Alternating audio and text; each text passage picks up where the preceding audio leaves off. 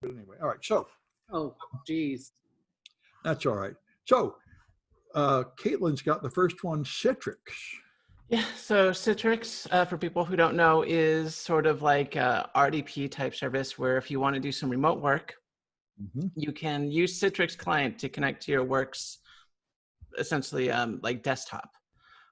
It's used extensively in corporate America, and there is a vulnerability in the client that will give to essentially a system or highly privileged code execution on the system. And it's basically, you trick it into running what you want by essentially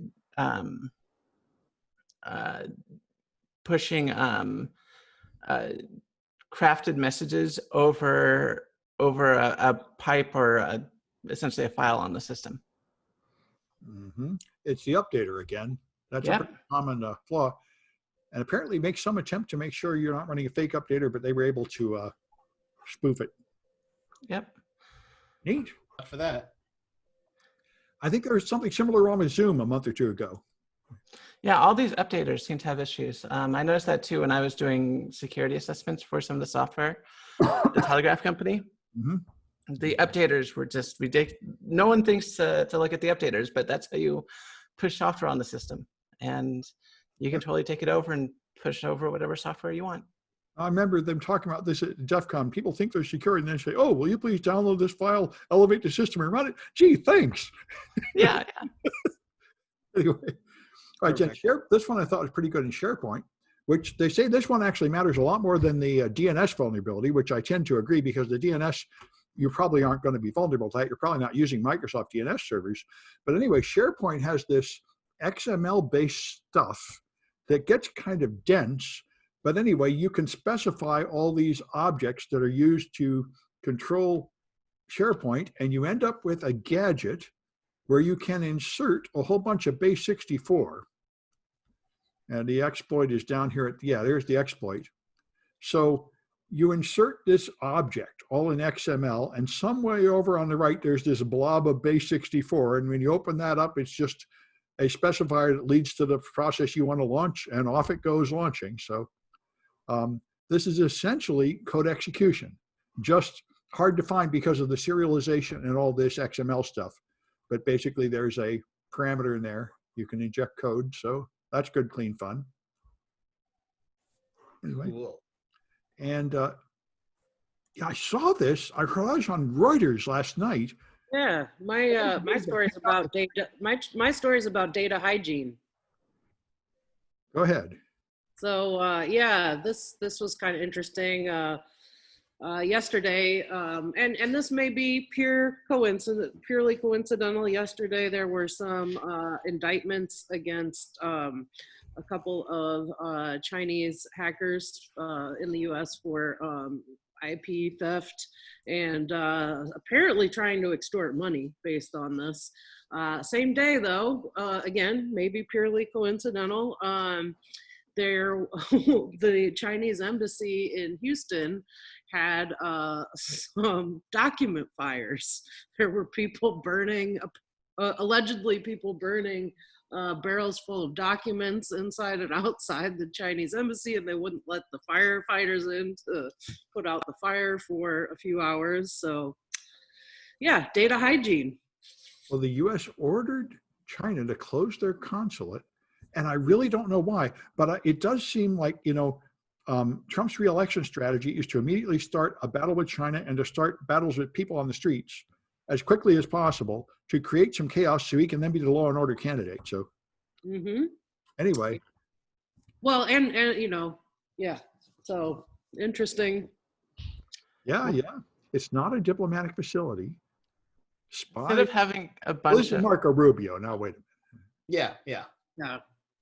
So they supposedly kicked out the spies. Well, I don't suppose we'll ever know the truth about this. It's kind of weird, too, considering it's the fourth largest city in the country, and they have a massive Chinese population in Houston. So I didn't know that. Yes. That reminds me of, there have been all these fires in Iran, a bunch more of them. Ships are catching on fire in facilities, And people are increasingly saying it's us and the Israelis doing it again, which would seem pretty likely.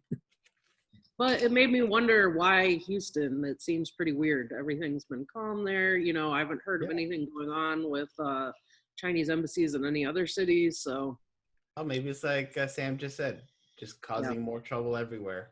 But no, but I think Houston, they claim, Marco Rubio anyway, says Houston is the center of their spy operations. Maybe it is. What do I know?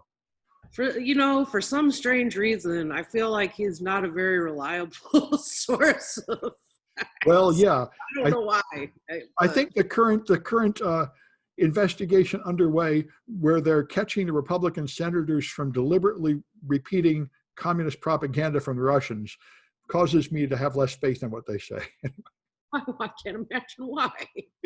I thought it was funny. They got the guy yesterday. They busted a Republican politician who was indicted in an auto theft ring and imprisoned and then pardoned by Trump. Anyway. Wouldn't it be nice if we had someone in the White House who wasn't chewing at the bit, who was maybe a bit more sleepy or something? Just like, I think it'd be nice if we picked a random name out of the phone book and put that person in a White House. That would be a big step up. Anyway, so WS Reset. What is this thing? Legitimate tool. Yeah. And just like we were talking about updaters, and you could use this legitimate tool to bypass things like antivirus, so it doesn't detect signatures, and you can do what you want around it. So you run this to reset the Windows Store. Right. That's the. Oh, that's right. And it's the same thing. It deletes files here, and you can just make shortcuts to point to other files, and it will delete them. Right. And rather than using some hacker tool, you just use a legitimate tool that you would use to troubleshoot. And then it can delete the antivirus and kill the antivirus. Yeah, that's right. Awesome. That's a very clever living off the land technique right there. Yep. Yes. I'm IT. I need to do some work on your system, and look, I'm using legitimate Microsoft's tools, so you can't get confused. Yeah, I mean that is one of the top ways to get around antivirus nowadays is to just use the tools that are already on the system to do all your malicious work. And well, I'll talk a bit more about antivirus evasion later on. All right, maybe pretty soon, like right here, arbitrary. No, next. I mean, actually, why don't we do 3 and then 2? Okay. Since we're transitioning into antivirus pattern. Okay, antivirus evasion. All right, so this is a great article on antivirus evasion that I found. Yeah. And if you scroll down, there's a great part that goes over how to. Well, it first goes into getting rid of the API imports, which can be a huge indicator of what your program's trying to do. Mm-hmm. Pretty standard stuff. But then there's automated source code refactoring, which is a lot of fun. And the idea is if you have like 7,000 lines of code, you can totally change around that code, recompile it so it looks completely different. And so and you could just download an automatic tool and run it, and it'll scramble your stuff. I think if you did, of course, the antivirus companies would learn how to avoid that particular tool. You would think so. If it got popular. If you do enough changes to a binary, it usually gets past the antivirus. But it takes a lot of time and patience to do that. But yeah, no, it sounds good. Yeah, sample all the strings. I mean, I've had Mimikatz run on Symantec, antivirus systems. Yeah. With everything updated, with Windows Firewall and Windows Antivirus running, just because I edited it and obfuscated the code so much that it just didn't look like the original Mimikatz anymore. Awesome. Yep. Yeah. I know antivirus is pretty weak. Yep. When I first started trying to defeat it, I found it surprisingly easy. And then I thought this was pretty interesting. They made a material you cannot cut. It's a plastic kind of thing with little tiny balls of hard stuff. So when you try to cut it, it slips off the knife and even rolls around and ruins the knife. And you can't even cut it with power drills or water jet cutters or angle grinders. It sounds like something, I think they're planning to use it for like armor and hard surfaces for, and it sounds like a pretty awesome idea, deliberately designing something that will resist all the attacks that try to penetrate it. There are We probably a need lot of the applications for we that. need that to wrap around our catalytic converters here in the Bay Area, since people keep stealing them. Well, they do. Okay. Well, that would probably work too. They're going to use security doors, and they want to put it in security doors and shoe soles and elbow pads in your clothes and all sorts of things. We'll see how it goes. Shark armor. Yeah, yeah. So anyway, that'd be fun. And then we got the private forum. I saw some stuff about this, but I really didn't get it. I thought these were just interesting reads. They're both. This is the primary source, and then the next link was the one I just included, the one where I found it, because I thought there's a pretty interesting story. So there are these secret underground hacker forums on the internet, and some of them are exclusive in that you have to pass a vetting process to get on. Theoretically, this is supposed to keep the looky-loos noobs and feds out, but I don't think it does any of those things. Anyway, this one was unique in that they actually started a section for noobs who couldn't pass the vetting requirements to get full membership. Why do they want to help create another generation of criminals? I don't understand the logic here. Well, that is a good question. So there are some theories about this, that it could be, nation state trying to recruit new hackers. We don't really know what this is all about. Yep. But it's pretty interesting. Yeah, it makes you wonder what the story is. Absolutely. And I definitely more questions than answers, but it's an interesting thing to consider. There was one called the School for Lulz that I came across a few years ago, but a similar kind of thing. It seemed to just crash and burn like they usually do. I thought the whole point of these private forums was to keep the cops out, so you can trade credit cards and not get busted, and therefore they require you to know something like Russian situation comedies to get in or something to prove that you're like not a cop. I thought that was the whole point. Exactly. And interestingly, this is one of the only ones that we know about that's left, because all the rest of them shut down since they got a little too popular with law enforcement. So obviously, if you're going to let noobs in, you're going to let in a bunch of cops. So what's going on here? Anyway. Exactly. Unless it's run by the cops in another, in some countries. So. Well, I guess that might do it, or maybe they're just idiots, so they'll be gone next week. Anyway. Right. Anyway, and then we got a Bluray player. I forgot about those things. Right. So some people have Samsung Blu-ray players, and they bricked themselves not too long ago. Apparently, whether you accepted or not their little policy thing, as long as it was connected to the internet, it would go out and pull an XML file routinely. And when the flawed XML file went out, it just bricked all the systems, because it would read the XML file before doing its full boot. So even if you had the corrected XML, it still wouldn't fix the device. It self-destructs. XML file ahead of everything else. Awesome. And you don't even have to approve it, right? It automatically updates and destroys itself. Right. That's right. So the only fix that Samsung had for all its people were just bring it back and we'll get it replaced. The other, I mean, I'm just reminding you of the people that had like USB stick and they pushed out an update to like brick it if it was like unauthorized or something. Yeah. Yeah. Well, yeah. All right, and then we got Avast. Yep. File creation. Okay. So this is a fun, more log exploitation. Avast VPN, which is supposed to secure you, keeps logs on the system. And if you create a link from the log file to say mydll.com or my C:\Windows /system32 mydll.dll or something, yeah. You can get write permissions within the Windows directory for your own DLL or anything you want to put in there. Oh, fun. It's a privilege escalation again. It's privilege escalation, but more like privilege file writing. So you use the VPN logs to essentially create files in any directory you want using symlinks and have fun. Yeah, yeah. So, but of course, you do have to have the ability to execute code in the first place. So it's a local privilege escalation, essentially. Well, yeah, it's local privilege escalation. Yes. Yeah, yeah. But there's so many of those, Microsoft doesn't even seem to care about patching them anymore. But Yeah. Yeah, but I always like these security products having security vulnerabilities. well, yeah, they seem to have a lot of them. Yeah.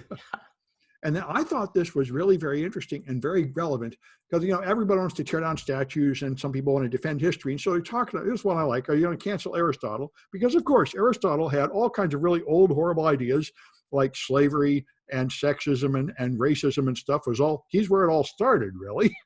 And so I thought this was a very interesting article because it's written by a real philosopher. And her point is not just to say, you know, you're stupid if you tear down statues or you're stupid if you're not. She said, you know, there are two kinds of speech. There are people who say things because they're actually trying to communicate with you and express their ideas. And then you can discuss the ideas like Aristotle. And then there's political speech, which is not to express an idea, it's to express what side you're on. And then everybody screams and yells at you and says you're on the wrong side and battles you. And you have to understand the difference. And this is something, I actually wrote an article in 2600 years ago about this. This is the difference between using transmissions to send data and using transmissions as a denial of service attack to attack somebody. And it's important not to confuse the two. I said, well, the example I thought of then is like a little kid. There are little kids around age 8 where they just say why to everything forever. Yeah. And you can get in the trap of answering the question without realizing that they are not really asking the question. They're just enjoying poking you to see you jump. Right. I mean, well, Sam, I mean, the problem is that this is a very right-wing talking point where they purposefully don't understand why these statues are coming down. They're not coming down because the statues just happen to be a person that at the time had racist views. I mean, Darwin, even though he was progressive for his time, had racist views. No one's going to take down his statues. Washington owned slaves. No one's going to take down, you know, statues of Washington. Washington was our first president, did a lot of good stuff.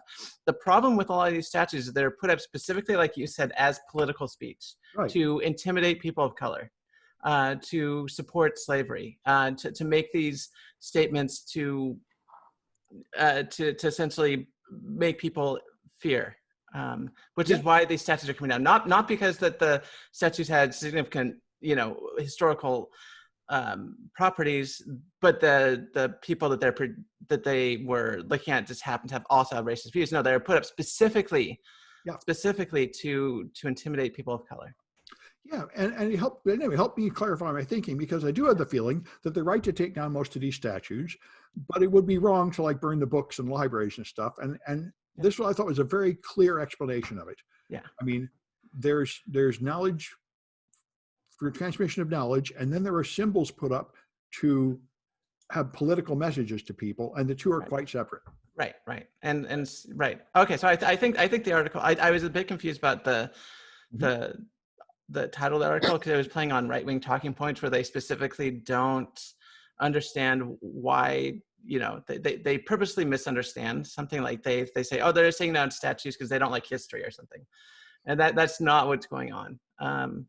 No, it's not. It seems like, yeah, they're if the point of this article is to say that these statues have very political meanings and they are put up to intimidate people, and that's why they're coming down, not because they just happen to have, you know, racist, you know, figures. Yeah.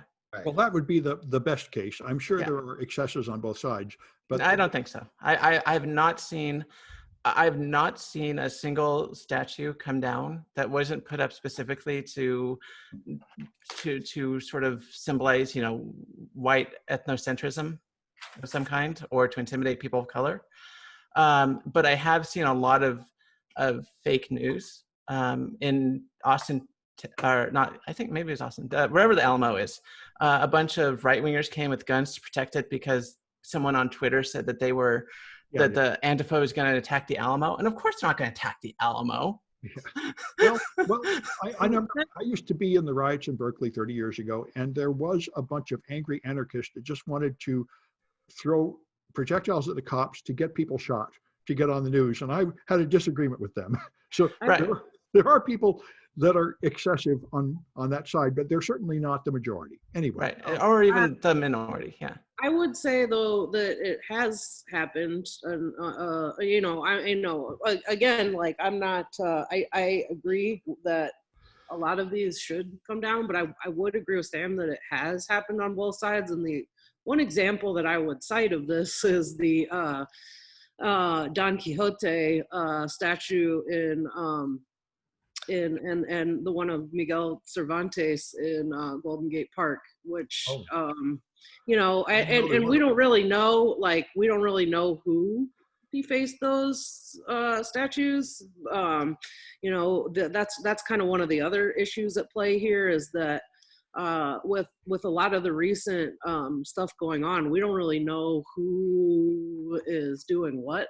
At this point, we had this problem during the Occupy protests where there were agent provocateurs mixed in. So we don't really have a lot of good info to go on, though. The thing you mentioned with the Alamo, that happened in a few different places. One that I had seen was going on in like Pennsylvania early on in all this. Yeah. And also keep in mind too, I've seen this a lot where right-wing groups will try to create narratives and then blame it on the left. Sure. Well, that's what I was saying. So we don't really know who's doing what. But the thing is, if it really is an organized effort to like take down a statue, there'll be videos, there'll be groups of crowds taking down the statues. If all of a sudden you show up and you see a statue being defaced and words written like BLM and the left is the best, you can almost be sure that that was a right-wing person just trying to provoke people and not liking the leftists. Yeah, I've certainly seen Republican campaigns to vote for a Democrat strategically in states to make, like they wanted to promote Sanders because they thought Trump could beat him and stuff like that. So I mean, there's a lot of twisted false flag operations in politics. Well, it seems to mostly come from the right for some reason. I would love to see it come from the left. I mean, I think the left would have a much easier time doing it, but they just don't do it. The left tends to be more idealistic. Yeah, so I don't know why they're not. Dirty tricks because they have a more Machiavellian attitude of just getting power. Yeah. Anyway, so Twilio. Yeah, so this was interesting, and a good, I think, a great example of supply chain attacks, which are, you know, becoming more and more of an issue, and combined with the good old unsecured S3 buckets, which, you know, when will we learn? This is always a problem. I don't think of them being writable that often. What's that? I have not heard of them being writable that often. Readable, I've heard of. Right. So this is pretty interesting that somebody was actually able to modify the software development kit source code for, it was like 10 hours. And I mean, you know, some people may not be aware, Twilio is actually used in a lot of different products and projects. I think, you know, there's a whole list of different products that use it, but like Airbnb, Twilio, Lyft uses it. A bunch of big projects use it. So I've used it in small and medium projects before. So something to pay attention to. You know, we have these project bases that are growing exponentially year by year with more and more dependencies, and you know, your software is only as strong as your weakest dependency. So yeah, I've heard a lot about these supply chain attacks. It's a big issue. Yeah. And you know, they kind of went back and forth and hemmed and hawed and said, oh well, it wasn't malicious, and then somebody else said it was, and then they said it was basically a near miss because nothing really terrible happened and they caught it in time. But a lot of the times that isn't the case. Well, you know, I'm getting a code signing certificate. There are solutions to make sure that when they download stuff, it's the genuine stuff. What is the story here? I mean, well, in that case, it was the genuine stuff, but the genuine stuff had been modified. This one was on Twilio. Including the signature? Well, I mean, the signature wouldn't be any different because the source had been modified. So they have an online tool where I can modify the source and it will automatically recompile and apply the new signature without anybody checking it. Yeah, I mean, this is one of the issues with a lot of the automation in the production pipeline now, in terms of continuous integration and continuous deployment. It's not necessary, they're working to build in more checks, and who knows, maybe that's how this one was caught. But well, see, I'm not sure that things like PHP libraries and JavaScript libraries are signed. no, yeah, you're right. They wouldn't be. They're just part of the. And I'm saying they ought to be. That's my theory. Yeah. I'm trying to convert to sign everything. I've got projects where people download code from my site and run it, and I'm beginning to get fed up with that. That's an unsanitary thing to do. So I'm getting a signing certificate so I can sign all that stuff. You really shouldn't be downloading anything and running it if it's not even signed. That's reasonable. Anyway, it is hard to get a code signing certificate, though. I'm still going through the process. And then there's the maintenance, you got a continual maintenance issue. You do. I was going to say just the opposite, Sam. The only thing that a code signing certificate does is make it so that poor people can't inject malware. Well, yeah, well, that's true of almost all forms of law enforcement security. All they do is weed out the weaker attackers. But anyway, I'm going to try it and see what good it does. Anyway, here we got Irvin going to corrupt the charger to set your device on fire. Now, this sounds pretty awesome. This sounds pretty awesome because there is a number of fast chargers that you can update the firmware to. Don't know why you would need to do that, but obviously if you can update the firmware, you can change voltage settings and cause it to blow up. One of those things you could do quickly. The effect would be fast as soon as that the implementation takes effect. So we need to get hold of some of this stuff. We're the 18 vulnerable ones. But this is what happens when you make all your analog devices digital computers. Yeah, this sounds great. Yeah. It's like USB-C, yeah, we can use it to charge up all our things and we can negotiate power voltages and everything. Oh, isn't it going to be great? As opposed to just plugging in an AC adapter and a barrel jack. And this is the result. Yeah. Well, I could think of so much fun to have at that. Anyway, so Yeah. And then Elizabeth has one. Oh, a new challenge at DEF CON. Yeah, I had to include a bonus story just because I thought this was super cool, and I would love for to help my students do something like this one day. But some students from Cal Poly, SLO, I think, put together a challenge for DEF CON this year, which I think is super awesome. They must have learned so much doing it. They made a space themed challenge where the premise of it is a satellite crashed to Earth, and you got to figure out why. So I thought this was really, really neat. Yeah, I know exactly who's running that. Yeah, they're gonna do this exact contest for the ECIC for the not K through 12, but the high schoolers. Since it won't be on site at the base. Oh, it sounds great. So you have these files that are like logs or something of the software that made a crash, and you figure it out. So the original idea of this was they were gonna have satellites. Like every team was gonna have their own satellite to investigate. Yeah. But since we can't meet in person, they turned to Amazon to make a virtual room where the kids can move around and do basically the same thing. But yeah, the kids are not happy, by the way. About no DEF CON? No, the kids are not happy about it being virtual. Oh. Yeah. Well, sure. I think everyone says they hate, all the high school kids hate the virtual classes. Yeah. Yeah. They're not a fan of that, but they're just like, oh, well. Yeah. Yeah. I mean, that's, and I get it, virtual DEF CON's kind of a drag too, just like the virtual classes and stuff, but it's still a really cool, I think it's still a really cool project, and it made me happy that, these students made this cool thing, and now, a bunch of high schoolers and middle schoolers are going to get to do it, and, they got some pretty major support for doing it. So Good job, Cal Poly students. This makes me think I need to ramp up the production on Prey and Hunter and get it like that. Yeah. This makes me think that I need to get my students making challenges for DEF CON because I'm sure they learned a whole lot doing it. Yep. Yeah, and one of the most important lessons you can learn as a teacher is to make your students do all your work for you. I'm starting to learn this from Sam. He's like he's really good at outsourcing.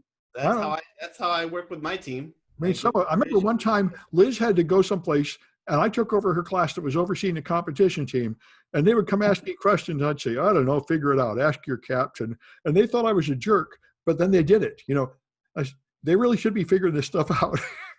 Yeah, no, that's like lesson number one you learn as a teacher, especially working with younger kids, is never do anything for them that they can do themselves. Well, I'm not so good at that, but I'm beginning to get more that way as I get older and bitter and sour and sarcastic. Anyway. Well, this made me feel better too, and that maybe I'm not the only insane teacher taking my students to DEF CON. So, no, there's a bunch of them.